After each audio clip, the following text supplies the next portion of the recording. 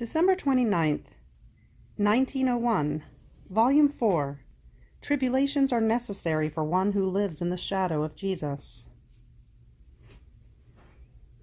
As I was all oppressed, I saw my adorable Jesus for just a little, and looking at me, he told me, "My daughter, for one who lives in my shadow, it is necessary that the winds of tribulation blow, so that the infectious air around her may not be able to penetrate into her, even under my shadow. So, by always agitating this unhealthy air, the continuous winds keep it always far away, and make flow a most pure and salutary air."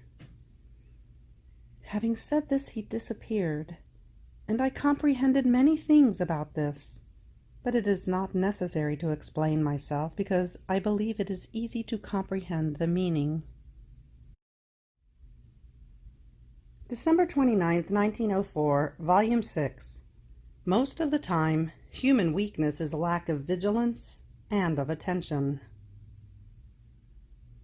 As I was in my usual state, I was thinking about the most humiliating steps that our Lord suffered, and I would feel horror within myself. But then I would say to myself, "Lord, forgive those who renew for you these sorrowful steps, because too great is the weakness that man contains."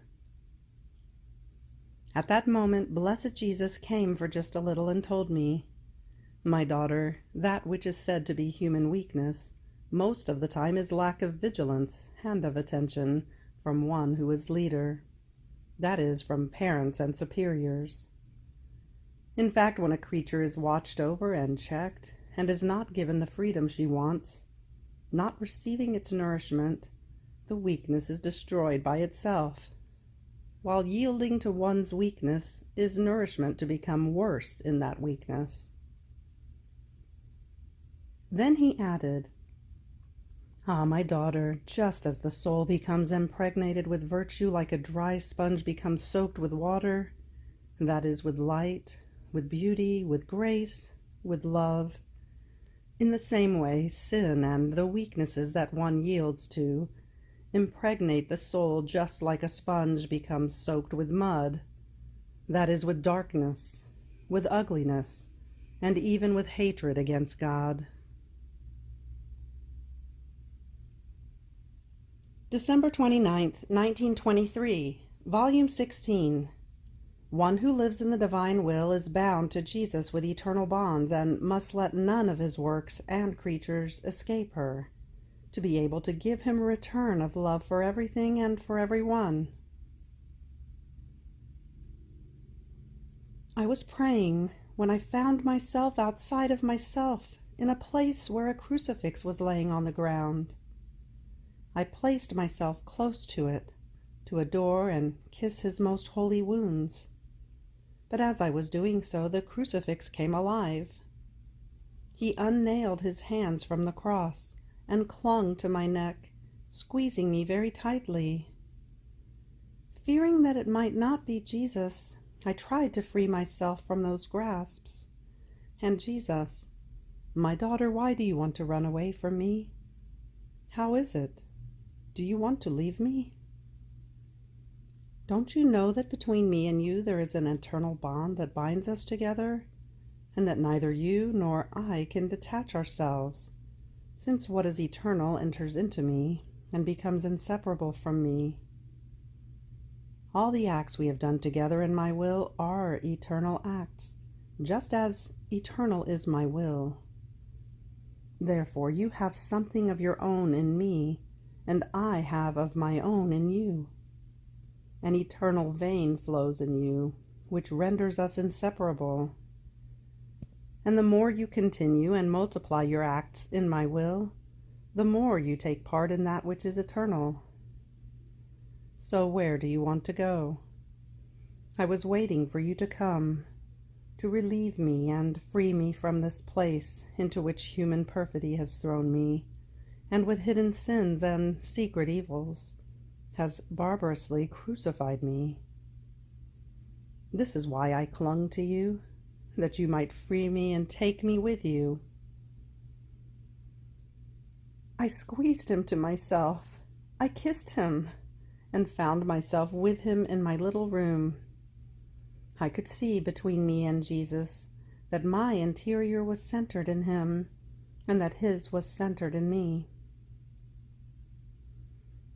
Afterwards, I received Holy Communion, and according to my usual way, I was calling all created things, placing them around Jesus, so that all might surround him like a crown, and give the return of love and of homage to their Creator. They all ran at my call, and I could see in clear notes all the love of my Jesus for me in all created things. Jesus waited in my heart with great tenderness of love for the return of so much love. And I, flying over all and embracing all, brought myself to the feet of Jesus and said, "My love, my Jesus, you have created everything for me and gave it to me as a gift. Therefore everything is mine, and I give it to you to love you. So I say to you, I love you in every drop of light of the sun. I love you in the flickering of the stars. I love you in every drop of water. Your will allows me to see your I love you for me even in the depths of the ocean. And I impress my I love you for you in every fish that darts in the sea. I want to impress my I love you in the flight of every bird. I love you everywhere, my love. I want to impress my I love you on the wings of the wind, in the moving of the leaves, in every spark of fire. I love you for myself and for all. The whole creation was with me saying, I love you. But when I wanted to embrace all human generations in the eternal volition, to make all prostrate before Jesus, so that all might fulfill their duty of saying, I love you, Jesus, in each one of their acts, words, and thoughts, they escaped me, and I got lost, and I didn't know how to do it. I said this to Jesus, and he, "Yet, my daughter, the living in my will is exactly this, to bring the whole of creation before me, and in the name of all, give me the return of their duties. No one must escape you. Otherwise my will would find voids in creation and would not be satisfied. But do you know why you do not find all and many escape you? It is the power of free will. However, I want to teach you a secret, where to find them all. Enter into my humanity, and you will find all of their acts as though held in custody. For these I took on the commitment to satisfy before my celestial Father on their behalf. Go and follow all my acts, which were the acts of all. In this way you will find everything, and you will give me return of love for everyone and for everything. Everything is in me, since I did everything for all. In me is the deposit of all. I render to the Divine Father the duty of love for all, and whoever wants it can use it as way and means to ascend to heaven. I entered into Jesus, and I easily found everything and everyone. And following the works of Jesus, I said, I love you in every thought of creature. I love you in the flight of every gaze. I love you in the sound of every word. I love you in every heartbeat, breath, and affection. I love you in every drop of blood, in every work and step.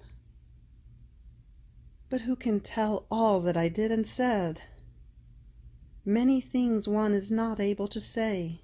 Even more, what one says is said very badly compared to the way it is said when one is together with Jesus. So, saying, I love you, I found myself inside myself. December 29th, 1926, Volume 20, how the new creation of the kingdom of the supreme will was formed in the humanity of our Lord. My sweet Jesus, on coming, made himself seen carrying a son in the center of his breast, holding it very tightly in his arms. Drawing near me, he took that son from the center of his breast with his hands, and placed it in the center of mine. Then he took my hands in his, and crossed them very tightly over that son, saying to me, "This son is my will. Hold it tightly. Never let it escape you, for it has the power to convert you and all your acts, everything, into light, in such a way as to incorporate you completely into it, forming one single sun." Then afterwards I was thinking about everything that my sweet Jesus had done in his coming upon earth for the redemption, so as to unite myself to his acts, and ask him, for love of his own acts, to make his will known in order to let it reign. And my adored Jesus added, "My daughter, as my humanity was conceived, so I began a new creation, in order to lay the kingdom of my will over all the acts that my humanity did. All the acts I did, both inside and outside of my humanity, were animated by a divine will that contained the creative power. Therefore my acts underwent the new creation and converted into acts of divine will, and I extended its kingdom in my interior and in all of my external acts. In fact, who destroyed and rejected this kingdom of my will in man? His human will, that rejecting mine from itself, did not let itself be dominated and animated by it, but let itself be dominated and animated by its own, and so it formed in it the kingdom of miseries, of passions, and of ruins. Now, before anything, my humanity was to redo and to call back this kingdom of the supreme will within myself, within my human nature, that I might be all set to form the redemption, and therefore able to give mankind the remedies in order to be saved. Had I not placed this kingdom in safety within me, had I not given to it its rights of dominion, I could not have formed the good of redemption. My divine will would have been inexorable in not conceding its goods to me, had I not had the prime right to form its kingdom in me. Only then, as second act, it would grant to me the remedies to save creatures. So my supreme will lined itself up within all of my acts. It dominated and triumphant, it invested my tears, my baby moans, my sighs, heartbeats, steps, works, words, pains, in sum, everything, with its creative power. And as it invested them, it pearled them with its endless light, and formed the new creation of its kingdom in all my acts. Therefore, in every additional thing I did, the divine Fiat expanded the boundaries of its kingdom within my humanity. Now, if the creation was called from nothing, and was formed on the foundation of my creative word that spoke and created, it commanded, and all things took their place of order and harmony.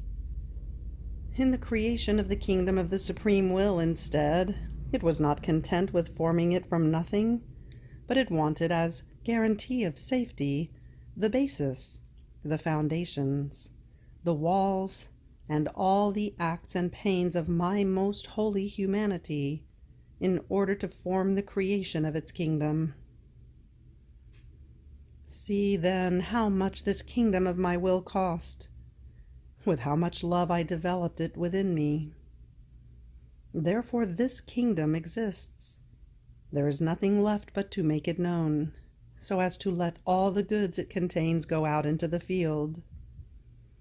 So what I want from you is that, just as my humanity left my free will to form its kingdom, you may leave me free, without opposing in anything, so that finding no opposition in you, my acts may flow in you, and taking their place of honor, they may line up all in order to continue in you the life of the kingdom of my will.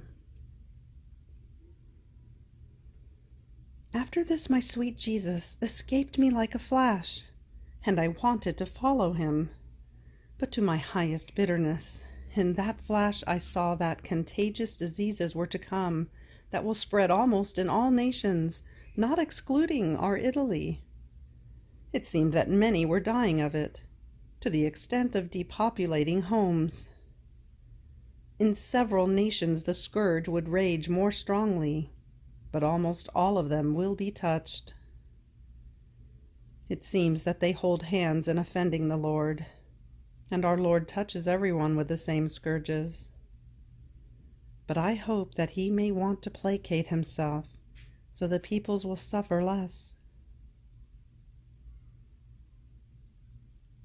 December 29th, 1928, Volume 25, Mute Heavens and Suns, Speaking Heavens and Suns. How God resumes his creation. How heaven will no longer be foreign to the earth. I was following the divine fiat in the creation to accompany its acts, and my sweet Jesus, moving in my interior, told me, "My daughter, look, how beautiful is creation, what order, what harmony it contains. And as beautiful as it is, the heavens, the stars, the sun, are all mute. They have no virtue to say even one word. On the other hand, the heavens, the stars, the sun, the ruling wind of my divine will are all speaking, and have such eloquence that no one else can equal them.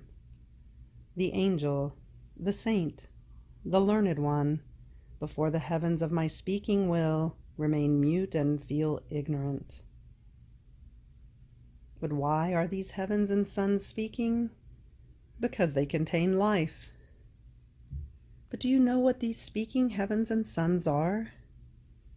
They are the knowledges that I have manifested to you about my divine will. My will is not only life, but is the font, the source, and the life of all lives. Therefore the heavens of its knowledges could not be mute. So each knowledge about my divine fiat is a heaven, a sun. It is a wind, one distinct from the other, that, having the speaking virtue and possessing the divine life, have the virtue of producing new heavens and suns more beautiful, and winds more mighty, such as to invest the hearts and make conquests of them by their sweet, ruling moaning. See then, my daughter, how my love surpassed the love we had in creation, in manifesting to you the many knowledges about my divine will. In fact, in creation, one single heaven, one sun, and so forth, were enough for our love, because we wanted to display more, all the ardor of our love over speaking man and for speaking man. We wanted to create speaking heavens and suns in the depth of his soul. But by withdrawing from our divine volition, he put a limit to our love, and the speaking heavens no longer had life in him. But our love did not say enough. At the most it paused and waited.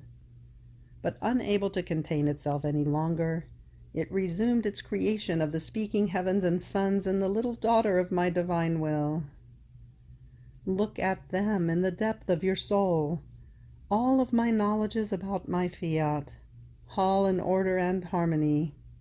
And one is heaven, and speaks, and forms another heaven. Another is sun, and speaks, and while it makes itself light and it warms, it forms another sun. Another is sea, and forms its speaking waves, and while it speaks, it forms another sea, to invest the whole world with its speaking waves, and to impose itself with its creative word, so as to make itself listened to, in order to bring the new sea of peace and of joy of my will into all. Another is wind, and now it speaks with its empire in order to knock down the hardest hearts. Now it speaks with its caresses so as not to strike fears. Now it speaks with loving moans so as to make itself loved. And while it speaks, it forms more winds, and its word runs to make known the life, the power of my divine will. In sum, all my knowledges about it are a new creation, more beautiful, more varied than the creation itself, and much more beautiful, because it is a speaking one, and its word is the life of my divine will that it brings to the creature. Therefore I feel happy in your soul, because I am in the midst of my speaking heavens, stars, and suns. But my happiness is doubled when you make the sacrifice of writing, because I see that these speaking heavens will go out, and their word will form new heavens that will bring the life of my divine Fiat into the midst of creatures. Then will heaven no longer be foreign to the earth, because these speaking heavens will form the new celestial family upon earth, and their word will place creator and creature in communication. The winds of these knowledges will place the secret joys of the most holy Trinity in common, and as the creature becomes the owner of the divine sanctity and happiness, all evils will disappear, and I will have the joy of seeing the creature happy just as he came out of our creative hands. December 29th, 1929, Volume 27. How, in descending from heaven to earth, Jesus formed the new Eden. How the divine will has always been queen. I felt my little intelligence being as though captured, and as though transported to look at my little newborn Jesus on the lap of my celestial mamma, now crying, now wailing, now all numb, shivering with cold. And oh, how my little soul would want to melt in love in order to warm him and calm his crying. But my celestial and charming little baby, calling me close to himself in the arms of his mamma, told me, "My daughter of the divine volition, come to listen to my lessons. In descending from heaven to earth to form the redemption, I was to form the new Eden. I was to restore the first act, and the beginning of the creation of man in my humanity. So Bethlehem was the first Eden. I felt within my little humanity all the strength of our creative power, the ardor of our love with which man was created.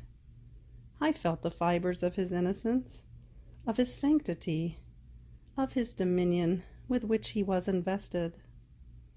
I felt within me that happy man. Oh, how I loved him!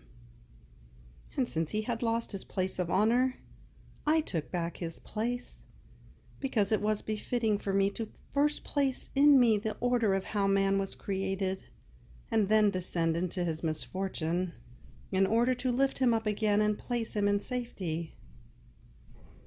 Therefore in me there were two continuous acts fused in one, the happy Eden, with which I was to place in force all the beauty, the sanctity, the sublimity of the creation of man. He was innocent and holy, and I, surpassing him, was not only innocent and holy, but was the eternal Word. And having within me all possible and imaginable power, and an immutable will, I was to completely reorder the beginning of the creation of man, and lift the fallen man up again. Otherwise I would not act as God, nor would I love him as our work, come out and created in an ardor of our love. Our love would feel stopped and as though impotent. That cannot be. Had I not completely mended the lot of fallen man and the destiny of the way he was created, it would have been a slash to our creation, and it would have accused us of weakness, had we not restored man completely. Therefore Bethlehem was my first Eden, in which I did and embraced all the acts that innocent Adam did, and those that he would have done had he not fallen. Our divinity expected with justice my requital in his place, and as I kept redoing what innocent Adam would have done, so I lowered myself and stretched out my hand to lift him up again from his fallen state. Therefore, as I would go around and stop, my humanity did nothing other than form new Edens, because in me there were all the acts of the beginning of the creation of man, and wherever I stopped I could form new Edens with my innocence and holiness. So, Eden was Egypt. Eden was Nazareth. Eden was the desert. Eden was Jerusalem. Eden was Mount Calvary. And these Edens that I formed called the kingdom of my divine will to reign, and are sure proofs that just as I fulfilled the kingdom of redemption, and it is making its rounds to be established in the whole world, so will these Edens, in which all acts were done by me as if man had not fallen, follow the acts of redemption, and will make their round to establish the kingdom of my divine Fiat. Therefore I want you always together with me, that you may follow me in all my acts and offer everything, so that my divine will may reign and dominate, because this is what interests your Jesus the most. Then he added, My daughter, my divine will acted in me as queen, because indeed it has always been such. In fact, it is queen by nature.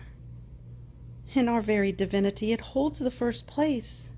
It rules and dominates all our attributes. There is not one act of ours in which it does not hold its place of queen. So it is queen in heaven, on earth, in creation. It reigns in everything and everywhere. Therefore, wanting that man would do our divine will and would give it the place of queen was the greatest honor and the most insuperable love that we gave him. And as one single will would reign, we would let him sit at our divine table, sharing our divine goods with him. We wanted him happy and wanted the glory of seeing him happy, whom we had created with so much love with our creative hands. So our divine volition and our love could neither content themselves nor stop as the mere work of redemption, but want to move forward, up to work fulfilled. More so since we know not how to leave works half done. And having the centuries at our disposal, we can reach wherever we want.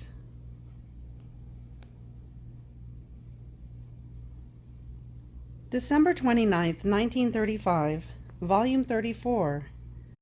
The Royal Palace of the Creature in the Union of the Divine Unity.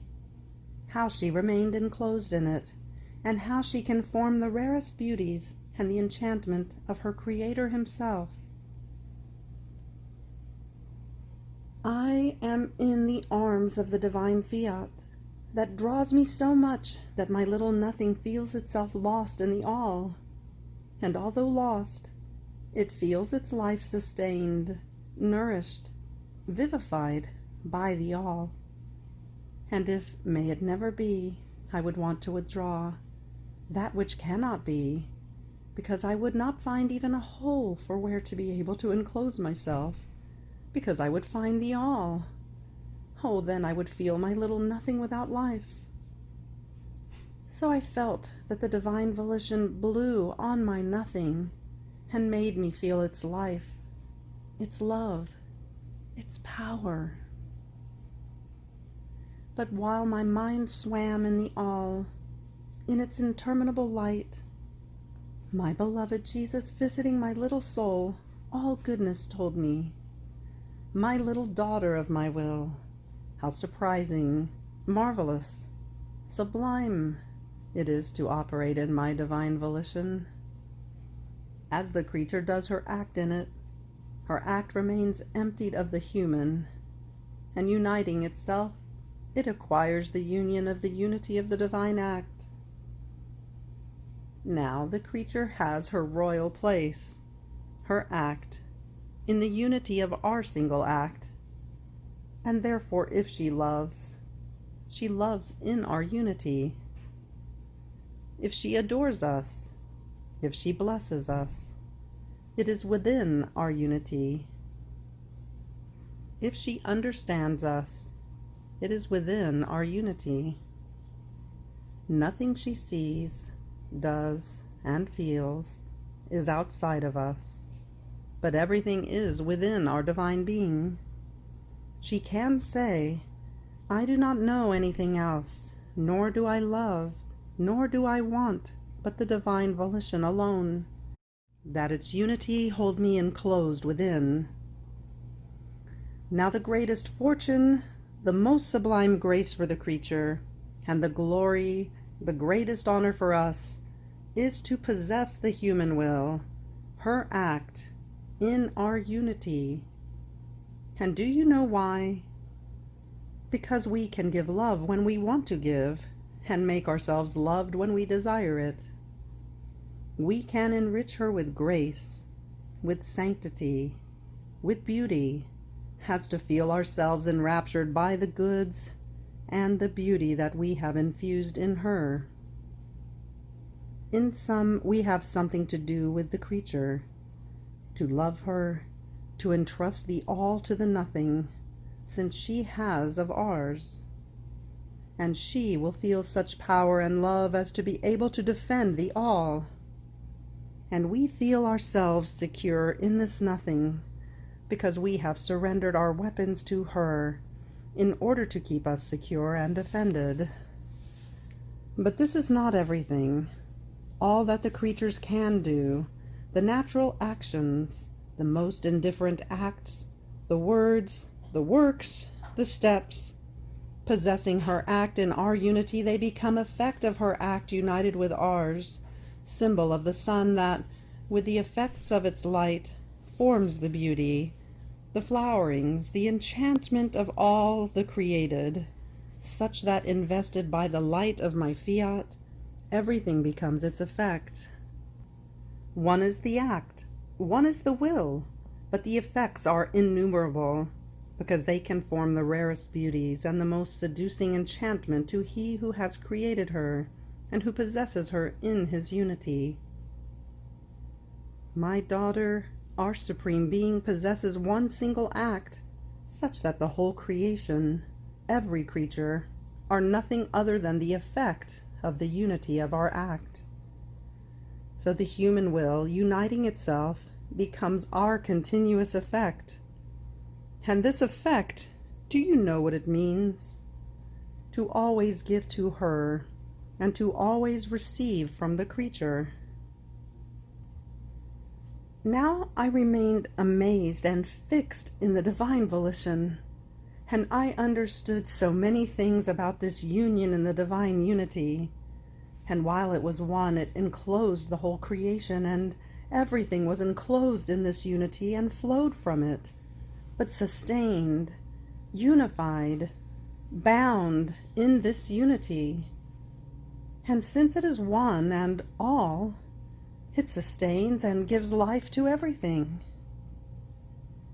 In the meantime, I looked at the sky, and so many lights of varied beauty were seen that possessed all the varieties of colors, but with an admirable way such that they enraptured. These lights spread in the azure vault, and while they were many, they formed one alone. They penetrated into the heavens. They descended to the depths. They wanted to give the life of light to everything. They never stopped. They ran. They flew. And my sweet Jesus added, My daughter, these lights are the marvels of the acts done in my divine volition. How beautiful they are, They carry the imprint of their Creator. End of December 29th. Fiat.